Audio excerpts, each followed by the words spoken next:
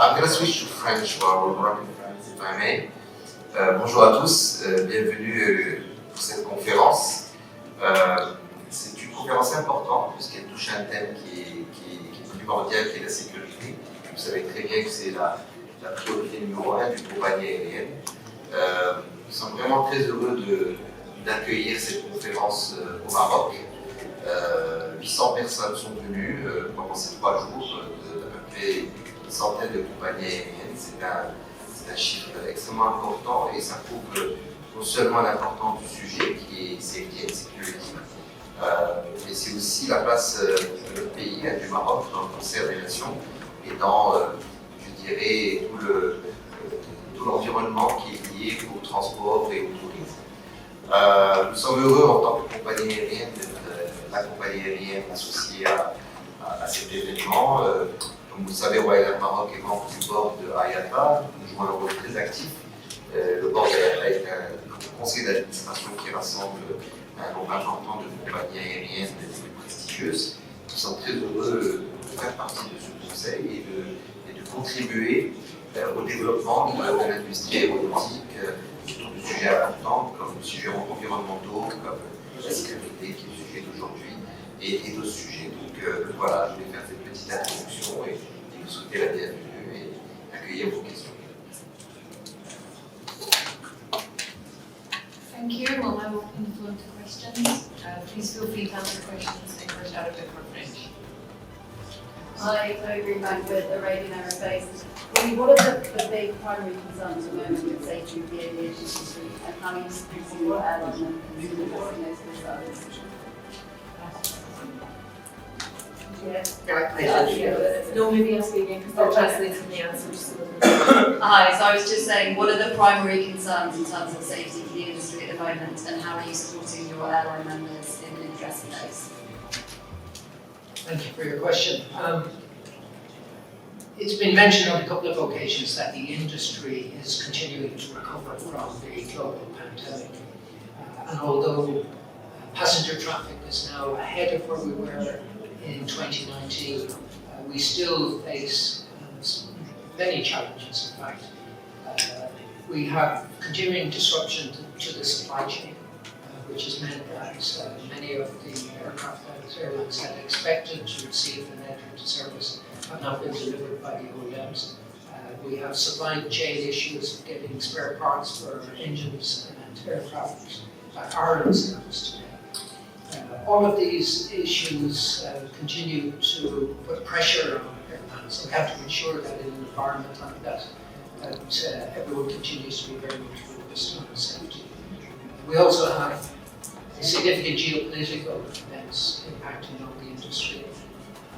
The ongoing war in Ukraine, the closure of Russian airspace, the events in this region with Israel's attack on Gaza, more recently in Lebanon, geopolitical tension between China and the US, and indeed between many other countries. And all of these can have a significant impact on the safe and efficient operation of our industry.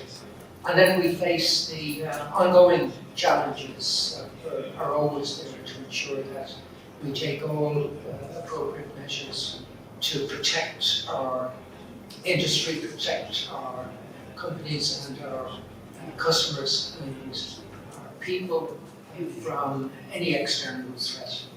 So, enhancing airport security to ensure safe, secure, efficient operations. They're all the time evaluating new and existing threats, sharing information, and all of this is made possible through the work that we do at Éiata. We don't compete on the issue of safety or security, we collaborate.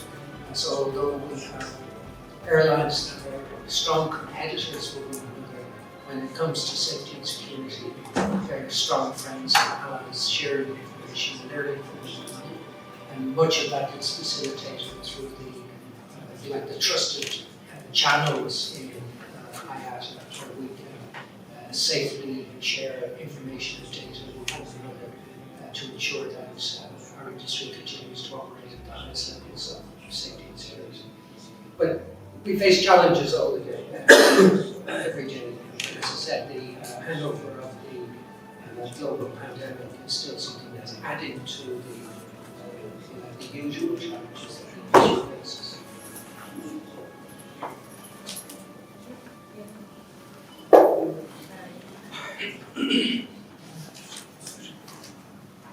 This week, I would have two questions for you, Bill. The first one would be about the previous panel. You spoke about how AI can improve training, and I only partially got an example again. Please give the example again that was about engine failure training and how this can be improved. And the second question would be about the emergence of GPS jamming and spoofing. How serious do you think the threat is? Thank you for your question.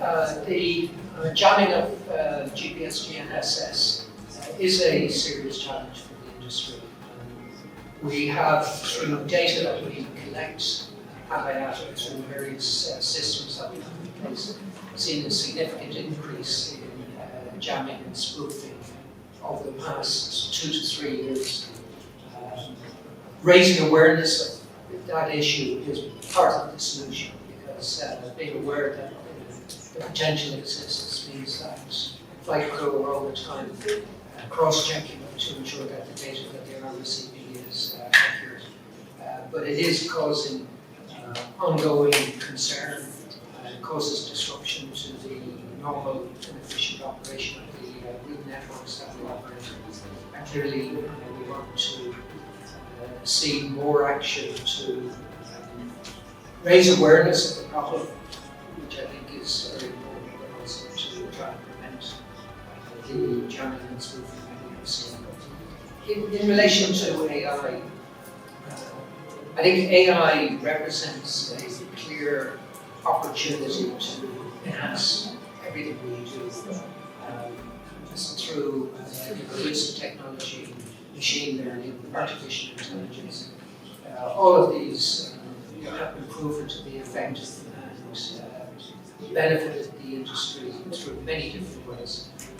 We use in our flight simulators, which are extremely efficient and mirror exactly the way an aircraft operates. We can now use AI to enhance targeted training of pilots based on how we see the performance of people when in the simulator. So the data that we capture can be investigated to identify traits or common patterns that we can then train to eliminate from the business. And it's simple things. When the industry restarted after COVID, again through the data that we were able to capture, we noticed that there was an increase in what we call unstabilized approaches. The reason that's an important trend for us is that unstabilized approaches can often lead to aircraft overrunning the runway. And this was obviously down to not just the lack of recent experience that pilots had because they weren't flying as much, but also air traffic controls. And we were able to share this data looking at evidence of where we were seeing this at different airports around the world to raise awareness of the issue and to highlight the need to be careful in certain airports around the world, but also bringing to the attention of many of the airlines that this was a trend that we were witnessing, so that they could reinforce the need to stabilize approaches. And all of that was possible because we were capturing data and we were able to analyze huge amounts of data very quickly and identify trends that would have taken us a significant amount of time to do if we had relied on just human evaluation of this. So we're all the time looking at how we can adapt the data that we have to continue to improve the performance of the industry. Do you also mentioned in the panel some good examples in Royal Air Maroc in AI and machine learning? Would you like to maybe get one or two examples? Yes. One of them is the optimization of the flight planning. As you know, we used to do flight planning in a normal way, traditional way.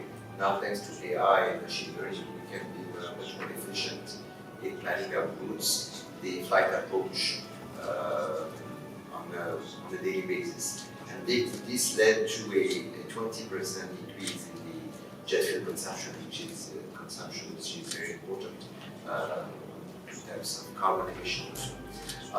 If we can enhance this machine learning and AI into a much more proactive decision making, especially in the cockpit during the flight, we can be again more efficient in enhancing the routes and the efficiency of the routes. So this is one, for example, one example of what we do with AI. Thank you. Next question, please. Yeah. Bonjour, j'ai deux questions s'il vous plaît. Alors, en termes de croissance, on parle de croissance du transport aérien. Est-ce que réellement, ce qui se passe au Moyen-Orient, l'arrêt de certaines compagnies, est-ce que cela ne va pas réduire la croissance tant attendue dont vous avez parlé? Puis la deuxième question, c'est par rapport à la construction d'avions, et là je pose la question aux deux orateurs. Est-ce que vous avez un ambitieux programme et puis il faut de la croissance? De l'autre côté, les constructeurs ne sont peut-être pas au même niveau que vous. Comment faire?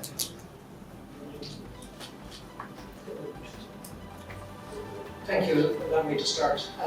I think what we are seeing is that it is impacting on growth. The industry is still growing. The pace of growth is not as fast as it would have been had we not seen these issues. So it is having an impact, and it clearly is impacting on some airlines more than others. But all of the trends that we witness at the global level show that the industry continues to grow, and our outlook for the future continues to be for positive growth in all parts of the world. But there is a big difference in the rate of which airlines and these different regions will grow. But yes, to be specific to your first question, it is having an impact. On the construction of aircraft, and obviously you get some real examples as well. I think there's always a disconnect between what the manufacturers say they're going to deliver and what the industry is ready to take. It's normal that the manufacturers are talking about building more aircraft than the industry looks like they're going to take. This time around it's the other way, because airlines are looking for aircraft that the manufacturers can deliver. So there is a disconnect, and it is also going to have an impact on the rate at which we're growing. And given the disruption to the supply chain and the ongoing problems at Boeing, I think these issues will continue for probably a number of years. The supply chain problems that we've witnessed are not getting worse, and they're very slowly improving, but they're likely to continue, particularly with regard to engines, they're likely to continue for the next 2 to 3 years. So it will impact on the growth that we see in the industry in the short term. Longer term, obviously, we would hope that the manufacturers and the supply chain issues will be resolved, and we can get back to a more stabilized environment. Oui, donc par rapport à votre première question, évidemment les compagnies aériennes sont impactées par ce qui se passe d'un point de vue géopolitique, notamment dans la région du Golfe aujourd'hui, du Moyen-Orient. Indépendamment du fait qu'on a dû fermer certaines routes, nous avons dû ne pas ouvrir certaines routes, ouvrir certaines routes comme des routes qui étaient prévues, mais avec la guerre, évidemment, cela a été porté à plus tard. Là, de ce coup, il y a d'abord un coût humain et humanitaire qui est dramatique. Donc, bien évidemment, en interne, au niveau du Moyen-Orient, on ne s'arrête pas sur ce manque d'opportunités business. On pense d'abord à la situation humanitaire qui est dramatique. Le business viendra, je ne suis pas pour ça. Mais il faut que ça cesse, il faut que cette situation géopolitique s'arrête, parce qu'elle met non seulement en danger des populations locales et en danger de mort, mais déstabilise toute une région, ça pour les autres, ça peut avoir des répercussions énormes. Donc ça c'est sur ce point, et on espère très vite que ça se pareil. Sur le sujet des avions et des flottes, alors oui, les constructeurs traversent des difficultés, certains, comme Boeing, ont des soucis aujourd'hui avec des grèves, avec certains problèmes, d'autres ont des soucis de moteurs d'avion qui ne sont pas suffisamment performants et qui font que voilà, il y a un certain nombre de maintenance à faire et qui prennent beaucoup de temps. Ça rend le sujet plus complexe, mais on parle d'une période et on ne va pas figer toute une stratégie sur les difficultés d'une période. Nous devons tous nous projeter sur les 10 prochaines années, trouver le moyen de dépasser cette période. Alors, ce que nous faisons par exemple en tant que nous diversifions nos modes d'approvisionnement aussi bien en pièces de rechange qu'en avion.